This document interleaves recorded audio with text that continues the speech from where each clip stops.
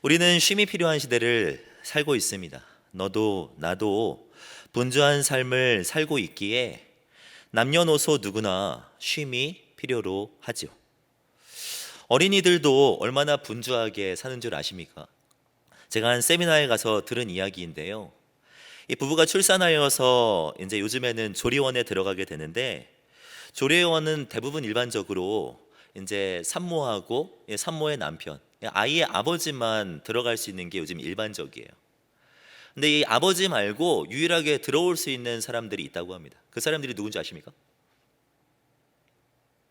뭐 전혀 감이 안 오시는 것 같은데, 누가 오냐면 이 조기 교육의 열풍 속에 학습지 선생님들은 들어갈 수 있다고 합니다. 학습지 선생님이 들어가서 이제 산모와 아이 앞에, 그 가족 앞에 하는 말이 그렇다고 해요. 지금 시작해도 늦는다고. 이해가 되십니까? 이제 막 태어난 아이인데 지금 시작해도 늦는다고 말하는 이런 시대. 참 어린이들도 되게 분주한 시대를 살아가는 것 같습니다. 초등학생들도 비슷합니다. 여기 사진에 나오는 이 어린이가 이제 오연준이라고 하는 이 어린이인데, TV의 제주소년이라고 잘 알려진 참 노래를 잘하는 친구입니다. 얼마나 노래를 잘하냐면은 평창 동계올림픽 폐막식에 올림픽 찬가를 불렀던 친구가 이 친구고요. 판문점에서 열렸던 남북정상회담 이 자리에, 이 만찬의 자리에 공연까지 했던 학생이 이 학생입니다. 딱 보아도 초등학생처럼 보이는 이 학생이요. 얼마 전에 불렀던 노래, 그 노래의 제목이 그렇습니다. 쉼이 필요해 라는 노래를 불렀어요. 쉼이 필요해. 가사를 보면 황당합니다. 자꾸 재촉하지 말아요. 나도 진짜 바쁘단 말이에요. 학교 끝나면 방과 후에 영어학원, 수학학원, 그냥 뭐 노는 줄 아나요. 나도 쉼이 필요해, 나도 쉼이 필요해. 이런 흐름으로 전개되는 이 노래입니다. 저는요, 이 초등학생이 이런 노래를 부른다는 이 자체가 너무나도 안타까웠어요. 그리고 또 안타까웠던 것은 무엇이냐면, 초등학생이 이러한 노래를 부르는 것이 이해가 되는 그런 시대를 살아가고 있다는 것 자체가 전 너무나도 안타까웠습니다. 초등학생만 바쁩니까? 고등학생들은 더 바쁩니다. 얼마 전 재수학원에서 학생들에게 하고 있는 말 중에서 저한테 정말 충격적으로 다가왔던 한 말이 있었습니다. 재수학원에서 학생들에게 하는 명언이라고 하는 표현인데요. 명언인데 그 명언이 이렇습니다. 오늘 쉬면 내일은 뛰어야 한다. 실제로 재수학원에서 가르치는 말이 이렇다는 거예요. 이런 말을 듣는 학생 중에 누가 쉴 수 있겠습니까? 누가 정말 쉼을 누릴 수가 있겠어요? 학생들만 그런 것이 아닙니다. 어른들을 포함해서 모든 분들이 쉼을 누리지 못하며 살아가고 있죠. 쉼을 정말로 필요로 하며 살아가고 있습니다. 2010년대 초반부터 신조어로 등장했던 단어가 있는데, 슬리포노믹스 또는 슬립테크라는 이 말이 2010년대 초부터 신조어로 등장했습니다. 이 말은 무엇이냐면, 잠을 잘 자기 위해서 사용하는 기술이나 잠을 더 깊이 잘 자기 하기 위하여서 사용하는 재정을 일컫는 말이 이 슬리포노믹스, 슬립테크라는 이 말입니다. 이 단어가 2010년대 초부터 점점 사용되기 시작해서 지금 많이 알려지게 되는 그 이유는요, 분주한 일상 속에서 잠을 청하지 못하고 극심한 스트레스로 인하여서 수면 장애를 겪고 있는 사람들이요, 매년 증가하고 있다고 합니다. 2010년대부터 해가지고 매년 8% 이상씩 점점점 수면 장애를 겪는 사람들이 늘어나고 있기 때문에 이 수면을 조금 더 잘하게 하기 위하여서 사용하는 재정이 점점점 늘어나고 있는 것이죠. 많은 사람들이 수면 시간이 부족합니다. 취침 시간을 조사해 봤더니요, OECD 국가 중에서 유일하게 앞자리 시간이 달랐던 나라가 유일한 나라 우리나라예요. 아메리카, 유럽 가릴 것 없이 다 하루 평균 수면 시간이 8시간대였는데 유일하게 우리나라만 7시간 41분이었습니다. 7시간 41분. 나는 많이 자는데 왜 7시간으로 나왔을까? 의아하시는 표정을 지으면 어쩔 수 없지만, 우리나라만 수면 부족에 이제 점점 더 빠지고 있다는 거죠. 제가 고등학생들을 이제 다루고 있어서, 같이 대하고 있어서 이제 조사를 해봤더니 고등학생 평균 수면 시간은 6시간 1분. 정말 많은 사람들이 쉼이 필요한 시대를 살아가고 있죠. 모두 다 쉼이 필요한 시대를 살아가고 있습니다. 우리가 쉬지 못하는 이유가 무엇입니까?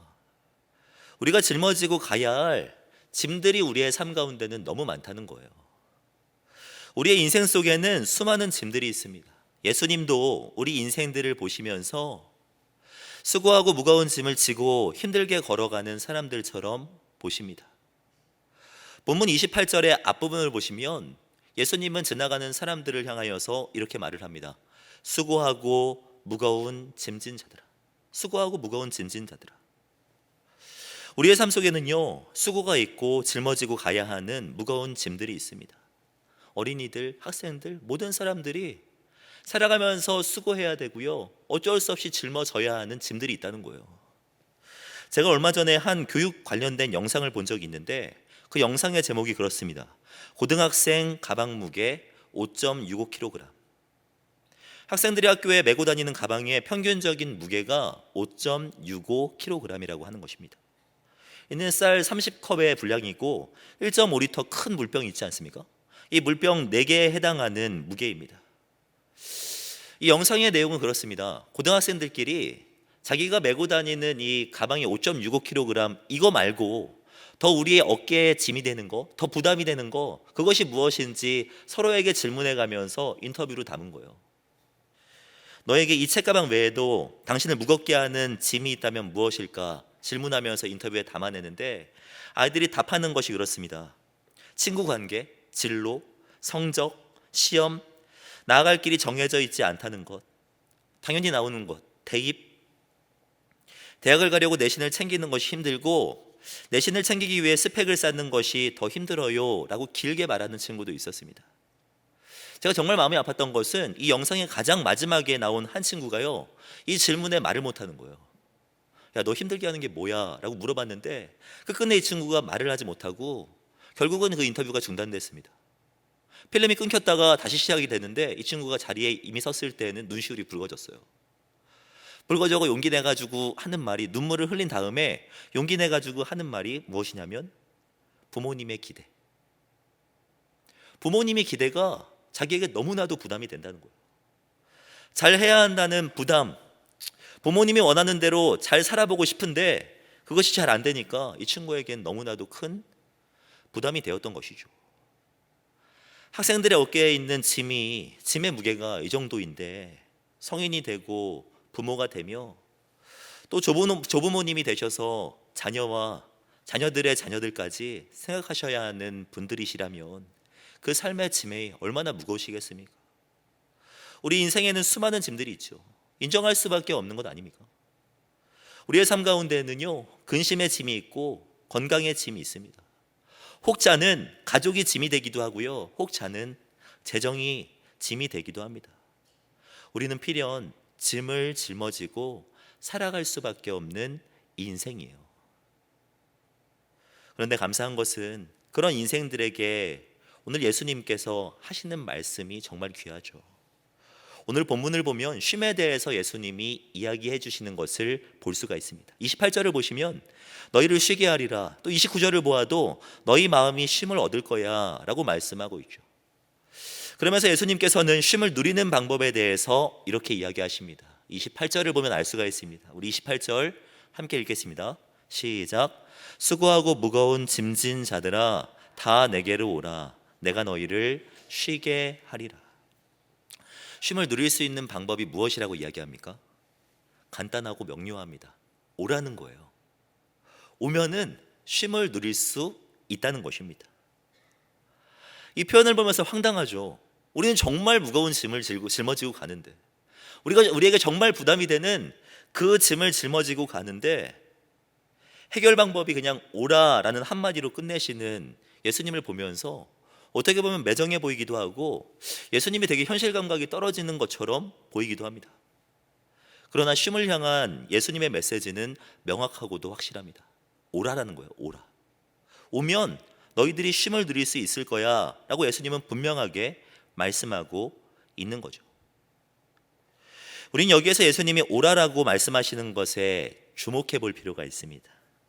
오라라고 하는 이 말은 대상이 되는 사람이 말하는 사람 쪽으로 위치를 이동할 것을 촉구하는 말이 맞죠. 이 말은 말하는 사람과 듣는 사람이 함께 있지 않고 거리를 두고 있을 때 사용하는 말이 맞습니다. 같이 있는 사람에게 오라라고 하는 말은 성립되지 않아요. 나에게 거리를 두고 있고 나와 함께 있지 않는 사람에게만 오라라고 하는 말을 할 수가 있는 것입니다. 예수님께서 오늘 본문에서 오라라고 하는 이 한마디를 하셨지만, 예수님의 오라라는 이 한마디에는 예수님과 거리를 두고 살아가는 인생을 문제 삼는 그 의도가 지금 포함되어 있는 것 아닙니까? 결국 쉼을 누리지 못하는 이유는 예수님과의 간격 때문인 거죠. 하나님과 벌어진 그 간격 때문에 쉼을 누리지 못한다는 그 예수님의 생각과 의도가 오라라고 하는 이 한마디에 담겨 있는 것 아니겠습니까? 이 간격의 근원이 어디서부터 시작되었냐면 창세기 3장부터 시작되었던 것을 볼 수가 있습니다. 이 간격은요, 죄로 인하여서 야기되었음을 성경을 통하여서 볼 수가 있어요. 창세기 3장을 보면 죄가 없던 세상에 죄가 들어옴으로 야기된 문제들이 무엇인지 너무나도 잘 설명하고 있는 것을 볼 수 있습니다. 아담과 하와가 죄를 짓고 가장 먼저 한 일이 무엇입니까? 창세기 3장 8절을 보면 그들이 그날 바람이 불 때 동산에 거니시는 여호와 하나님의 소리를 듣고 아담과 그의 아내가 여호와 하나님의 낯을 피하였다라고 이야기합니다. 또 동산나무의 사이에서 그들이 하나님과 간격을 두고 숨었다라고 이야기합니다. 죄로 인하여서 그들은 하나님의 낯을 피하였고 죄로 인하여서 나무 사이에 숨게 된 거예요. 죄로 인하여서 결국 이 죄로 인하여서 간격이 생기게 된 것이죠.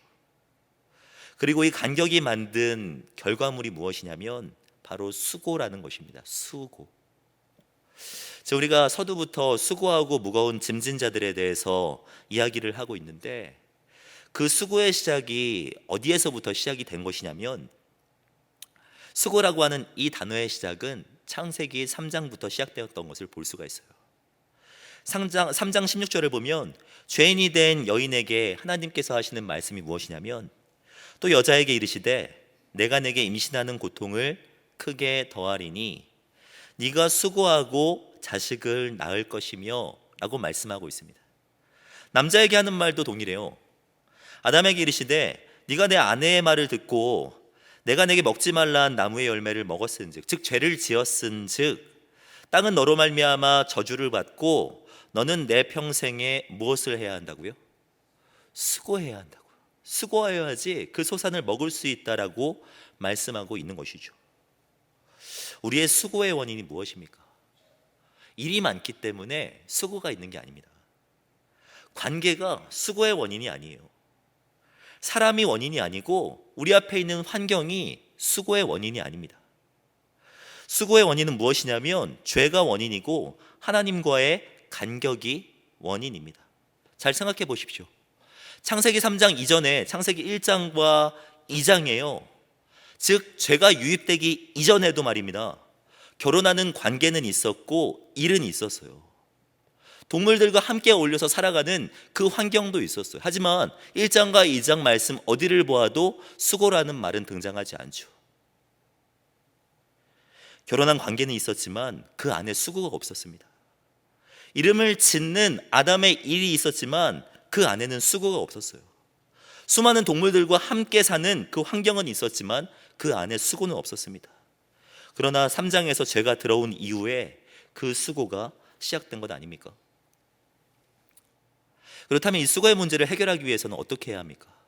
죄로 인하여서 간격이 생기고 그 간격으로 인하여서 수고가 생겼다면 이 수고하는 문제와 무거운 짐을 해결하기 위해서는 이 간격을 좁힐 필요가 있는 것이죠. 그 간격을 좁히는 것만 유일한 해결 방법 아니겠습니까? 이 간격을 무엇으로 해결합니까?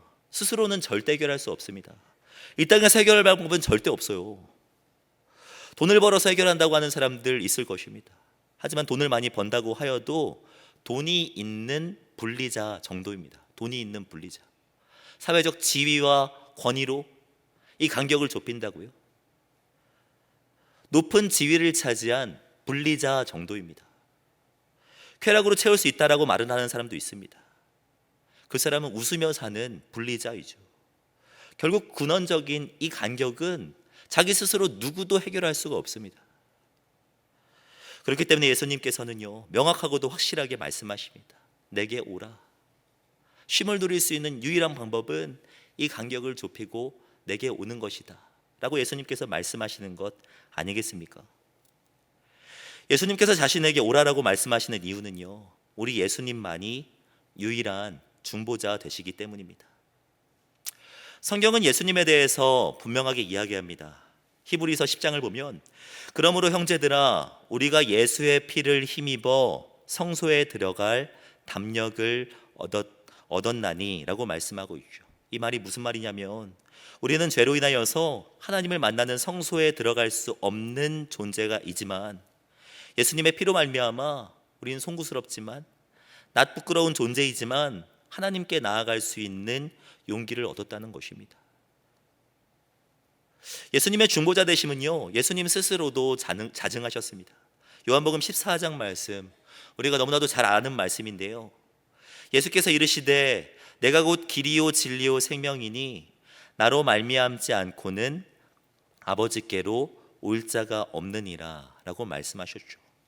그 간격을 해결할 수 있는 방법은요, 오직 예수 그리스도, 그분밖에 없다는 것을 예수님은 말씀하시는 것이죠. 사랑하는 성도 여러분, 쉼은 우리 스스로 누릴 수 있는 것이 아닙니다. 쉼이라는 이 한자말 보시면 잘 아실 거예요. 쉼이라는 이 한자말, 쉴 휴라고 하는 이 한자말을 보면 잘 보시면 사람인과 나무 목이 합쳐진 글자로서 한 사람이 나무 그늘 밑에서 쉬고 있다는 데서 이 쉬다라고 하는 이 쉴 휴라는 이 한자가 나온 거예요. 쉼이란 그렇습니다. 죄의 간격을 예수 그리스도의 십자가로 해결하고 그분 안에 거하고 있을 때 우리는 참 쉼을 누릴 수 있는 거예요. 우리는 가지로서 포도나무에 접붙여져 있을 때 우리는 참 쉼을 누릴 수가 있는 것이죠. 바라기는 참 쉼을 누리고 싶으시다면 쉼의 근원이 되시는 주 예수 그리스도 앞에 나아가시기를 바랍니다. 그리고 주님 안에 거하심으로 말미암아 주님 안에 참된 안식을 누리시는 저와 성도님들이 되시기를 주님의 이름으로 축복합니다. 주님 안에 있다면 상황과 환경과 상관없이 우리는 만족함을 누릴 수 있어요. 주님 안에 거한다면, 주님 안에 우리가 함께 있다면 우리는 참쉼을 누릴 수가 있는 것이죠. 주님 안에 참심을 누린 사람이 누구 있는지 제가 찾아보다가 이 페니 크로스비라고 하는 한 여인을 발견하게 되었습니다. 이 페니 크로스비라고 하는 이 여인은요, 미국인이 뽑은 미국 대통령보다 더 존경받는 최고의 인물이자 한국인이 뽑은 가장 은혜로운 찬송가의 작사가입니다. 아시는 분들은 아시겠지만 우리 여기에 있는 찬송가 중에, 수많은 찬송가 중에 가장 많은 곡들을 작사한 사람이 페니 크로스비예요. 이 페니 크로스비라고 하는 이 여인을 보면은요, 그의 인생은 되게 힘들고 그 인생 속의 짐은 정말 무거웠던 것 같습니다. 뉴욕에서 처음 태어났는데 돌팔이 의사의 잘못된 이 약물 치료로 인하여서 생후 6주 만에 맹인이 되었어요. 정말 앞이 캄캄했겠죠. 그녀의 짐은요, 여기서 그치지 않습니다. 그가 한 살 이제 태어난 지 1년밖에 안 되었을 때 자신의 아버지는 생을 마감하게 됩니다. 세상을 떠나게 되죠. 정말 힘들었지만 할머니 손에 컸고 할머니에게서 신앙적인 영향을 참 많이 받았던 것 같습니다. 38살까지 되어서 38세가 되던 이 해에 결혼까지 했다고 해요. 하지만 그에게 있었던 아픔은 거기서 그치지 않았죠. 결혼하고 아이를 낳게 되는데 아이가 1년 만에 죽게 되는 일을 경험합니다. 이런 일들을 겪으면 정말 힘들었을 것입니다. 그녀의 삶의 무게는 어떻게 말로 표현할 수 없었을 것입니다. 그런데 이런 아픔 앞에 그녀의 반응이 정말 놀랍습니다. 그녀가 아이의 죽음 앞에 고백한 것이 무엇이냐면, 그의 고백은 하나님은 우리들에게 아기를 주셨습니다. 그러나 천사들이 내려와서 우리의 아기를 데리고 하늘나라로 갔습니다. 그리고 우리의 아기를 하나님과 그분의 왕자에 맡겼습니다. 이 고백과 함께 크로스비는 95세까지 찬송을 작사하면서 살아가다가 생을 마쳤습니다. 어떤 한 사람이 인터뷰에서 페니 크로스비에게 이런 질문을 했다고 해요. 자신의 삶을 돌아보면서 원망하거나 후회하지 않습니까? 라고 이렇게 물어보았을 때 페니 크로스비는 이렇게 한마디를 남겼다고 합니다. 나는 다시 태어나도 맹인이기를 원합니다. 내가 제일 먼저 볼 얼굴이 주님의 얼굴이기 때문입니다. 그가 어떻게 이런 삶에 이런 고백을 할 수 있었을까라는 저는 질문을 던지게 되었습니다. 정말 이런 일을 겪고도 어떻게 이런 고백을 할 수가 있지? 라고 저도 정말 궁금해서 돌아보는데, 그녀가 지었던 찬송가의 이 제목들을 보니까 그 이유를 알 수 있겠더라고요. 그녀가 작사한 찬송들 보면 우리가 너무나도 익히 알고 있는 찬송들입니다. 보면 204장 예수로 나의 구주 삼고, 또 주의 음성을 내가 들으니, 또 그가 작사한 찬송은요, 나의 갈 길 다가도록 예수 인도하시니, 오 놀라운 구세주, 찬양하라 복되신 구세주 예수. 공통점이 무엇입니까? 예수? 또 공통점이 무엇입니까? 그 예수를 주인 삼았다는 것이죠. 그 예수를 의지하며 살아가는 것이 그의 삶이었다는 것이죠.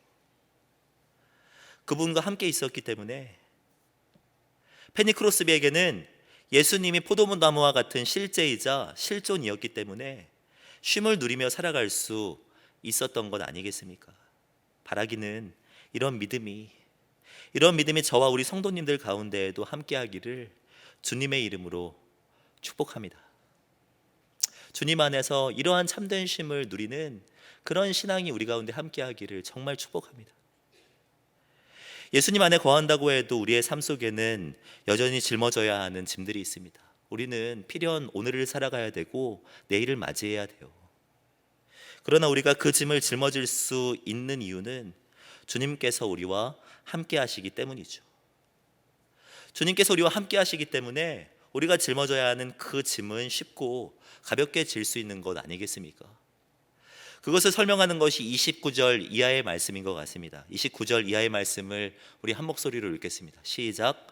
나는 마음이 온유하고 겸손하니 내게 배우라. 그리하면 너희 마음이 쉼을 얻으리니 이는 내 멍에는 쉽고 내 짐은 가벼움이라 하시니라. 멍에란 소나 나귀 등에 얹어서 쟁기나 수레를 끄는 도구입니다. 일반적으로 이 멍에는 두 마리가 함께 지었다고 합니다. 예수님께서 멍에를 매라고 하시는 것은 예수님께서 우리와 함께 한다는 것을 의미합니다. 함께 할 것이라고 약속해 주시는 것이죠. 함께 걷고 함께 수고하며 우리와 예수님께서 함께 웃고 함께 울어주시겠다고 지금 약속해 주고 계시는 것 아니겠습니까? 우리가 삶을 살아가면서 정말 힘들어하는 이유는요, 우리의 마음을 이해해 주는 한 사람이 없기 때문인 것 같습니다. 너무나도 이제 잘 알고 계시는 그 삶 만족도에 대한 조사 들어보셨을 것입니다. 삶 만족도에 대해서 물어봤을 때 우리나라가 OECD 국가 중에 5.8점으로 정말 하위권에 위치했다는 거 많이 들어보셨을 거예요.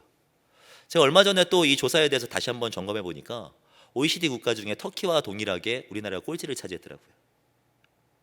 등수나 이 점수에 대해서는 정말 잘 아시는 것 같은데 왜 이러한 정말 터무니도 없는 수치가 나왔는지 그 이유에 대해서는 많은 분들이 모르시는 것 같습니다. 우리가 이렇게 터무니없는 점수를 받게 된 데 가장 큰 영향을 준 이 부분이 어디냐면은 사회 연계 지원 부분에서 우리가 정말 낮은 점수를 받았습니다. 힘들고 어려울 때 의지할 친구나 지인, 도움이 필요할 때 도움을 줄 수 있는 사회기관이 있는지를 알아보는 부분이 바로 사회 연계 지원 부분인데 우리나라가 이 부분에서 압도적인 꼴찌를 하였어요. 결국 삶이 힘들고 만족도가 떨어지는 것은 우리를 위로할 한 사람, 의지하고 싶을 때 의지할 한 사람이 없기 때문에 삶 가운데 힘이 드는 것 아니겠습니까? 삶에 짐이 있어도요, 누군가 그 짐을 함께 짊어져 줄 사람이 있다면 그 짐은 가벼울 수 있습니다. 그리고 그분이 그 짐을 함께 져준다고 하시는 그분이 전능하시고 실수가 없으신 그분이라면 그 짐이 어떤 짐이라고 할지라도 그 짐은 가벼울 수 있는 것이죠. 우리 예수님께서 누구십니까? 우리와 함께 멍에를 짊어지고 가신다고 약속해 주시는 그 예수님은요, 우리 앞에서 우리의 삶을 인도해 가시는 분이십니다. 오늘 본문을 보면 예수님은 자기 스스로를 가리켜서 너희는 나에게 배워야 된다라고 말씀하십니다. 너희는 나에게 배워야 된다라고 하는 이 말은요, 예수님께서 가르쳐 주시는 분이라는 것을 반증하는 것입니다. 가르쳐 줄 수 있기 위해서는 먼저 살았어야 되고 앞에 있어야 되는 게 맞습니다. 예수님께서 너희가 나에게 배워라 라고 하시는 이 말씀은 이미 예수님께서 앞서가시며 우리를 인도하고 계시다는 것을 의미하는 것이죠. 예수님은 우리의 앞에서 이끌어 주시는 분이 맞습니다. 그뿐만 아니라 우리 예수님은요, 뒤에서도 밀어주시는 분이십니다. 오늘 본문을 자세히 보시면 예수님은 자신을 가리켜서 어떤 분이라고 말씀하시냐면, 나는 마음이 온유하고 겸손한 사람이다 라고 말씀하십니다. 마음이 온유하고 겸손하다라고 하는 이 말은 우리가 넘어질지라도 일으켜 주시며 뒤처질지라도 토닥이시면서 우리를 격려하시는 분이라는 것을 의미합니다. 우리 주님은 상한 갈대 꺾지 아니하시고 꺼져가는 심지 끄지 아니하시는 분이 맞지요. 제가 정말 좋아하는 말씀인데요, 히브리서 4장 15절 말씀을 보면 우리에게 있는 대제사장 되시는 우리 예수님은요, 우리의 연약함을 동정하지 못하실 이가 아니요 라고 말씀합니다. 무슨 말이냐면 우리 주님은 우리의 마음을 동정하시기에 충분하신 분이라는 말입니다. 이 시대의 표현대로 하면 우리 주님은 우리의 마음을 공감하시는 분이라는 것을 의미합니다. 우리가 힘들고 지칠 때 뒤에서 밀어주시는 분, 그분이 우리 주님이죠. 앞에서 끌어주시는 분도 주님이시고요, 끌어주는 그 끌어주심에 따라가지 못하여서 넘어질지라도 그 마음 토닥이시면서 뒤에서 밀어주시는 분도 주님이죠. 그런 주님이 우리와 함께 멍에를 짊어지고 가신다면, 우리와 함께 하신다면 그걸로 다 된 것 아니겠습니까? 사랑하는 성도 여러분, 우리 자녀이든 우리 옆에 있는 지인이든 우리의 가족이라고 할지라도 우리 주변을 둘러보면 함께할 한 사람이 없어서 정말 힘들어하는 것 같습니다. 그것 아십니까? 한국의 어린이들이 부모님과 함께하는 시간이 하루에 얼마나 되는 줄 아세요? 24시간을 보았을 때 어린이가 부모님과 하루에 함께하는 시간이 얼마나 될까요? 1시간 이상일까요? 1시간보다 안 될까요? 말씀을 좀 해보십시오. 조사의 결과에 따르면 어린이가 부모님과 함께하는 시간이 하루에 48분이래요. 식사하는 시간, 그냥 함께 있는 시간, 모든 시간 포함해서 48분이라고 합니다. 10대 되고 고등학생 되면 48분도 안 돼요. 제가 고등학생들 아이들 대화 나눠보면은 과연 이 친구가 부모님하고 함께 사는 게 맞나? 라는 생각이 들 정도로 부모님과 함께하는 시간이 없습니다. 가능하시면 무슨 수를 쓰셔서라도 함께하는 시간을 늘려가시기를 바라요. 내가 함께하고 있음을 가르쳐 주시기를 바랍니다. 내가 너와 함께하고 너를 위해서 기도하고 있어. 나 너에게 관심 있고 사랑하고 있어. 나 너와 함께하고 있고 떨어져 있지만 마음은 함께하고 있어. 표현해 주시고 계속해서 가르쳐 주시기를 바랍니다. 그리고 그뿐만 아니라 정말 가르쳐 주셔야 되는 것은 무엇이냐면, 나는 너와 늘 함께하지 못하지만 하나님은 너와 늘 함께하셔. 너 힘든 일 감당하고 있고 무거운 짐 지고 있지만 우리 주님이 너와 같이 멍에를 메고 계셔. 이거 가르쳐 주면 되는 것 아니겠습니까? 제가 아들을 낳고 이제 유아 세례를 받을 때, 유아 세례를 받게 되면은 이제 교회에서 이제 부모님들에게 요청하는 숙제가 있어요. 그 숙제가 무엇이냐면 기도 제목을 3개를 내라는 겁니다. 자녀를 위해서 이제 기도 제목 되게 많은데 3개만 내야 되니까 고민에 이제 빠지게 되죠, 부모님들은. 어떤 기도 제목을 내야 되나 고민을 하다가 삶 가운데 가장 우선순위가 무엇일까 고민을 하면서 그 기도 제목을 내게 됩니다. 저는 아내와 대화를 나누면서 우선순위가 되는 기도 제목이 무엇일까 고민하다가 이렇게 3개를 냈어요. 첫 번째는 무엇이냐면 예수님을 사랑하고 하나님만을 예배하는 그런 예수님의 사람이 되게 하여 주시옵소서. 예수님을 인격적으로 만나는 게 첫 번째 아닙니까? 인생 가운데 예배자가 되는 게 첫 번째죠. 두 번째는 무엇이냐면 건강이에요. 건강. 머리부터 발끝까지 늘 안전하게 지켜주시고 영육간에 강건하게 하여 주시옵소서. 건강은 중요하지 않습니까?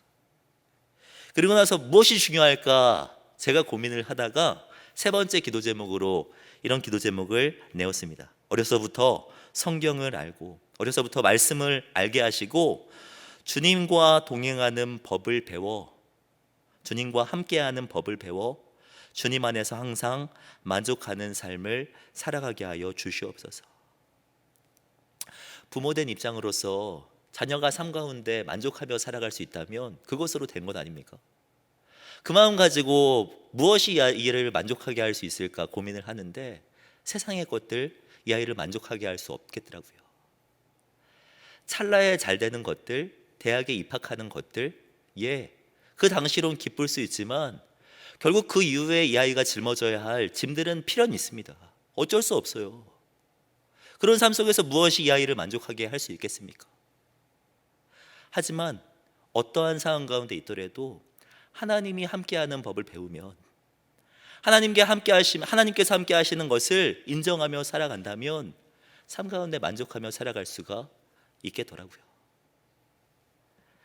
사랑하는 성도 여러분, 무엇을 목표 삼아 살아가고 계십니까? 자녀에게 무엇을 가르치기 위하여서 노력하고 계십니까? 2020년 새해가 열렸습니다.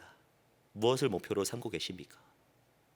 삶 속에 정말 만족이 없으시다면요, 삶 가운데 쉼을 누리지 못하면서 너무 분주하게만 살아가고 계시다면 마음속에 어떤 연유이든지 정말 내 안에 있는 짐이, 내 어깨 위에 있는 그 짐이 무겁게 느껴지신다면 주님 안에 거하기를 힘써 보시기를 바랍니다. 주 안에 거하기 위하여서 정말 노력하는 걸 목표로 삼아 보시기를 바랍니다. 예수님은 지금도 수고하고 무거운 짐을 지고 있는 우리에게 말씀하십니다. 수고하고 무거운 짐진 자들아, 다 내게로 오라. 내가 너희를 쉬게 하리라. 나의 멍에를 메고 내게 배우라. 그리하면 너희 마음이 쉼을 얻으리라. 이러한 주님의 초청에 응답하심으로 말미암아 정말 2020년 한 해 주님 안에서 쉼을 누리시는 저와 성도님들이 되시기를 바라요. 우리 교회 이제 주제는 안식의 땅에 서고, 우리 다음 세대 주제는 쉼이 있는 교육이에요. 무슨 말이냐면 전 세대가 함께 쉼을 향해 나아간다라는 의미입니다. 2020년 한 해 동안 우리 모든 성도님들, 우리 모든 세대가 주님 안에서 참 쉼을 누렸으면 좋겠습니다. 주님 안에서 쉼을 누리고 그 기쁨을 함께 누리는 2020년 이 복된 한 해가 되었으면 좋겠습니다. 이를 위해서 힘쓰시고 노력하시는 저와 성도님들이 되시기를 주님의 이름으로 축복합니다. 기도하겠습니다. 사랑과 은혜가 많으신 하나님, 우리를 사랑하셔서 우리를 긍휼의 눈빛으로 바라보시며 수고하고 무거운 짐을 지고 살아가는 우리들을 수용하여 주신 것 참으로 감사를 드립니다. 주님을 알지 못하시는 분들이 계시다면 주님 만나주시고, 주님을 알지만 삶의 실존으로 포도나무 멍에를 짊어지고 가시는 실제로 인정되지 않는 분들이 계시다면 확실한 믿음으로 나아갈 수 있도록 성령님 역사하여 주시옵소서. 주님이 우리와 지금도 함께 하심을 기억하게 하시고, 이 세상에 근심된 일이 많고 곤고한 일이 많을지라도 주님 주시는 은혜로 만족하는 삶을 살아낼 수 있는 우리들이 되게 하여 주시옵소서. 2020년 주님 허락하시는 참된 안식을 누리는 한 해가 될 수 있도록 주님 우리에게 축복 허락하여 주시옵소서. 이렇게 인도하실 주님을 기대하오며 살아계신 주 예수 그리스도의 이름으로 기도드립니다. 아멘.